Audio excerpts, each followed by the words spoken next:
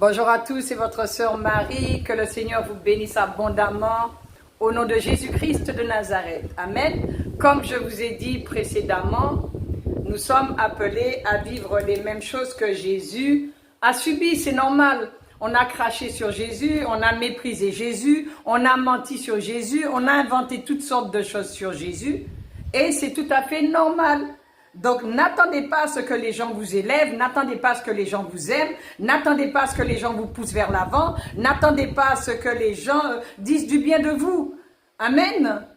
Parce que ce que Jésus a subi, nous allons subir les mêmes choses. En ce moment, nous sommes comme dans les actes des apôtres.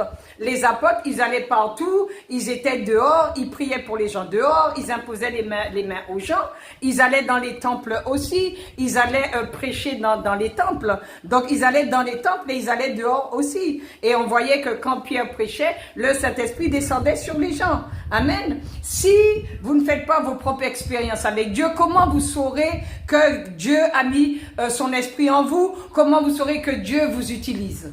Amen. Donc, il faut faire ses propres expériences aussi avec le Seigneur. J'ai entendu un évangéliste qui disait qu'il a imposé les mains à un immeuble et toutes les personnes de l'immeuble sont descendues en bas dans la salle pour recevoir Jésus. Ce qu'il dit n'est pas faux. Parce que moi, je vois que dans mon immeuble aussi, tout le monde sait que je suis chrétienne. Et dès qu'ils ont besoin de la prière, ils viennent me voir. Parfois, j'ai des voisins qui viennent me rendre des services. J'ai ma voisine, elle est venue dernièrement me rendre un service. Je lui ai dit, mais le Seigneur t'appelle. Elle m'a dit, Marie, je sais, on me l'a déjà dit. Je lui ai dit, alors qu'est-ce que tu attends? Et elle avait une douleur au genou, elle boitait. Je lui ai dit, je vais prier pour toi. J'ai prié pour elle, la douleur est partie. Amen. Donc, Dieu a mis son esprit en nous. Nous ne pouvons pas rester là comme des spectateurs, attendre que les choses se fassent. Amen. Dans mon immeuble, les gens viennent me voir et me demandent, Marie, est-ce que tu peux prier pour moi? Amen. Donc, ce que l'évangéliste a dit, c'est la vérité. Dernièrement, nous avons reçu aussi un évangéliste dans notre assemblée et il disait la même chose. On tient tous le même langage. Il disait, c'est pas tout le temps les mêmes personnes qui doivent être dans l'église. Il faut aller dehors, chercher les autres personnes, prier pour les gens dehors aussi. Parce qu'il y a une grande demande. Et ce qu'il disait était vrai. Amen. Donc, que le Seigneur vous bénisse.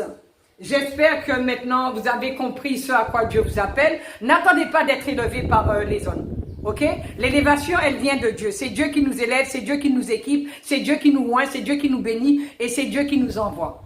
Que le Seigneur vous bénisse au nom de Jésus-Christ de Nazareth. Je vous envoie beaucoup d'amour comme d'habitude.